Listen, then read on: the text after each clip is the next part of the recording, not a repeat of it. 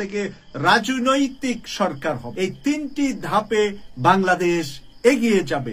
সুন্দর পরিকল্পনা দিয়ে সুন্দর আমাদের ভবিষ্যৎ গঠনের জন্য উনি একটি পরিকল্পনা দিয়েছেন বাংলাদেশের জনগণকে, বাংলাদেশের প্রত্যেকটা রাজনৈতিক দলকে এবং ডক্টর মোহাম্মদ ইউনূস স্যারকে এবং ইউনূস স্যারের বর্তমান অন্তর্বর্তীকালীন সরকারে যারা আছে তাদেরকে। সেখানে উনি যেটা বলেছেন যে এতদিন পর্যন্ত আমাদের অন্তর্বর্তীকালীন সরকার ছিল, এখন আমরা ট্রানজিশনাল সরকার তৈরি করব।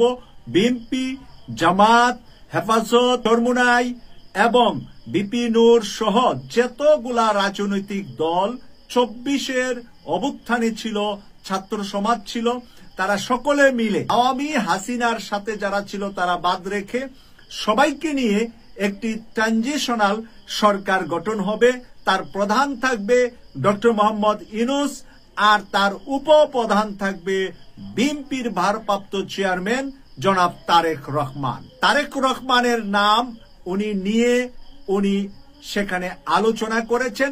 জামাতের কে কে থাকবে, বিএনপি থেকে আরো কে কে থাকবে এবং অন্যান্য দল থেকে আনুপাতিক হারে যার যতটুকু এবিলিটি আছে দেশের রাজনীতিকে তারা যতটুকু অবদান রাখছেন বলে জনগণ মনে করেন, সেই অনুপাতে তাদেরকে নিয়ে একটি ট্রানজিশনাল সরকার তৈরি হবে। যেই সরকারটির মেয়াদকাল হবে, হাসিনা যদি থাকতেন তাহলে 29 সাল পর্যন্ত হাসিনা থাকতেন, সেই 29 সাল পর্যন্ত এই ট্রানজিশনাল সরকারটি রাষ্ট্র পরিচালনা করবে। এখানে যুক্তিটা এত চমৎকার, উনি বলেছেন যে বাংলাদেশে অন্তর্বর্তীকালীন সরকার ডক্টর মোহাম্মদ ইউনূসের বিকল্প আর কেউ বাংলাদেশে এই মুহূর্তে নাই। যদি বিকল্প হিসাবে ধরা হয় তাহলে ধরা হবে বিএনপির ভারপ্রাপ্ত চেয়ারম্যান জনাব তারেক রহমানকে। কিন্তু তারেক রহমান সাহেব নির্বাচন করে রাষ্ট্র ক্ষমতায় আসলে ভারতের সাথে পেরে উঠতে পারবেন কিনা, ভারতের সাথে যদি আগের মতো হাসিনার মতো সম্পর্ক রাখা হয় তাহলে জনগণ বিএনপিকে বাদ দিবে, আর যদি ভারতকে বিএনপি বাদ দেয় বিএনপিকে ভারত রাষ্ট্রীয় ক্ষমতা থাকতে দিবে না। সেই যুক্তিক কথাগুলা থেকে আমি যেতটুকু বুঝলাম আপনাদের সামনে তা তুলে ধরছি। তা হলো যে ভারতের সাথে যতগুলা চুক্তি আছে ওই চুক্তিগুলা বাতিল করতে হবে, আর চুক্তি যদি বাতিল না করেন তাহলে তো আপনি গোলামের ঘরের গোলাম থেকেই যাবে। কারণ ভারতের প্রত্যেকটা চুক্তির ভিতরে আছে আপনি গোলাম, আপনার ছেলে গোলাম, আপনার নাতি গোলাম, আমরা হব গোলামের ঘরের গোলাম।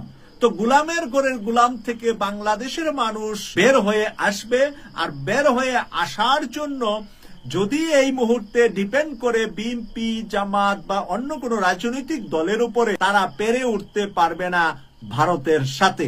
ভারত তখন এই সরকারটাকে স্টেবল থাকতে দিবে না। সেই কারণে ডক্টর মোহাম্মদ ইউনূস যদি সামনে থাকে, উনাকে যদি অন্তর্বর্তীকালীন সরকার থেকে ট্রানজিশনাল সরকারের প্রধান উপদেষ্টা করা হয়, আর এটার ডেপুটি উপদেষ্টা মানে সেকেন্ড ইন কমান্ডার যদি তারেক রহমানকে করা হয়, এরপরে বিএনপি, জামাত সহ অন্যান্য দলের প্রতিনিধিরা মানে 24-এর আন্দোলনের কে সমর্থনকারী, 24-এর আন্দোলনে যারা একসাথে মাঠে কাজ করছিলেন, সবাই মিলে যদি একটা সরকার হয়, একটা সরকারে 50 জনও হতে পারে, 60 জনেরও একটা পরিষদ হতে পারে।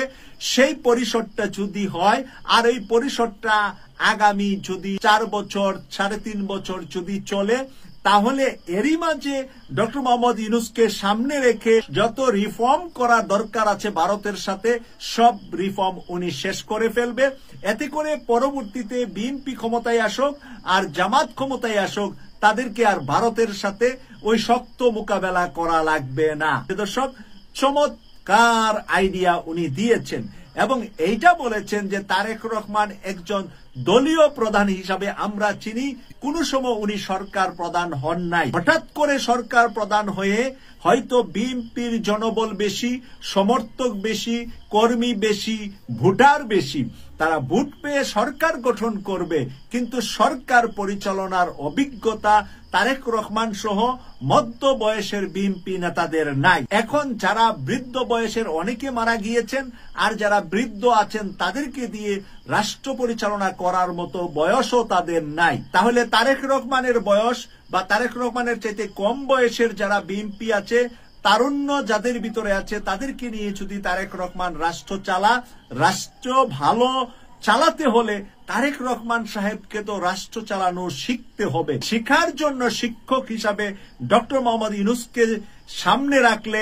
উনি যদি আমাদের সেকেন্ড ইন কমান্ডার ডেপুটি উপদেষ্টা থাকেন তাহলে ডক্টর মোহাম্মদ ইউনূসের আন্তর্জাতিক সম্পর্কগুলা উনি আস্তে আস্তে শিখে ফেলবেন এবং ডক্টর মোহাম্মদ ইউনূসের খাতিরে উনি আন্তর্জাতিক অঙ্গনে পরিচিতি অর্জন করতে পারবেন। ডক্টর মোহাম্মদ ইউনূসের কারণে উনি আন্তর্জাতিক লবিং গুলা কিভাবে করতে হয় তা ওনার শিখা হয়ে যাবে এই সময়টার ভিতরে।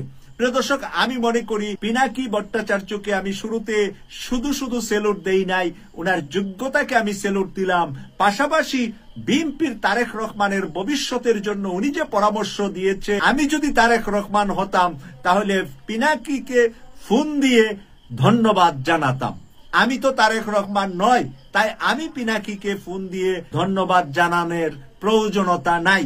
কিন্তু তারেক রহমান সাহেবকে যে পরামর্শ আজকে দিয়েছে, বিএনপিকে যা দিয়েছে, এটা চমৎকার। আমরা প্রিয় দর্শক, আমরা সবাই জানি এখন যদি ট্রানজিশনাল সরকার হয় তাহলে যদি 60 জন হয় তাহলে 20 জনই দেখা যাবে বিএনপির লোকজন উপদেষ্টা হিসাবে দায়িত্ব পাবে। হয়তোবা 10 জন 15 জন জামাত পাবে, 2 জন 4 জন 5 জন করে প্রত্যেকটা দল থেকে নিয়ে যখন করা হবে তখন প্রত্যেকটা দলই ইনভলভ হয়ে যাবে এই সরকারটার সাথে।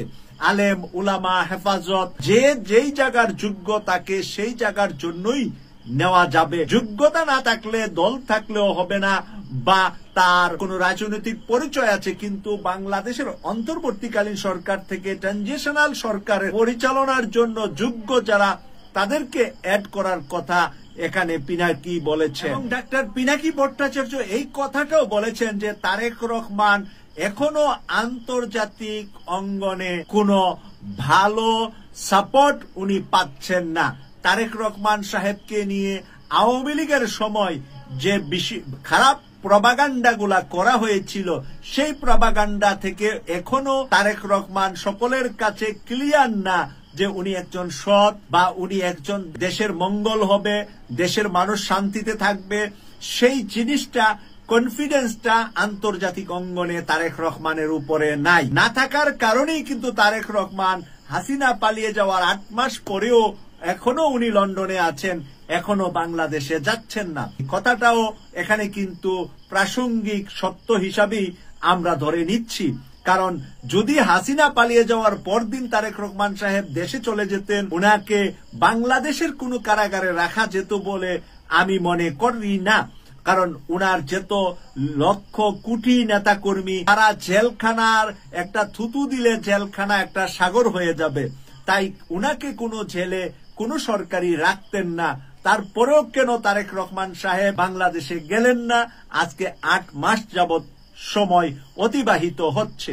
যে কোনো মানুষের নামে মামলা থাকতে পারে, ডক্টর ইউনূস সাহেবের নামেও মামলা ছিল, কিন্তু রাষ্ট্রীয় ক্ষমতা তো ইউনূস সাহেব এসেছেন। তাই আমি আজকে আপনাদেরকে এই কথাটাই বলবো যে ডক্টর মোহাম্মদ ইউনূসের নেতৃত্বে ট্রানজিশনাল সরকারটায় যদি বিএনপি একমত হয় এবং জামাত একমত হয়, অন্যান্য দল একমত হয়, সব দল মিলে যদি একটি সরকার আগামী 3 বছরের জন্য তৈরি হয়, এই সরকারটির ভিতরে তারা সরকারে থেকে যার দল থেকে যার দলের নেতৃত্বে নির্বাচনে যাবে, নির্বাচন হবে, এর পরবর্তীতে যারা বেশি আসন পাবে তারা সরকার গঠন করবে, রাষ্ট্র পরিচালনা করবে।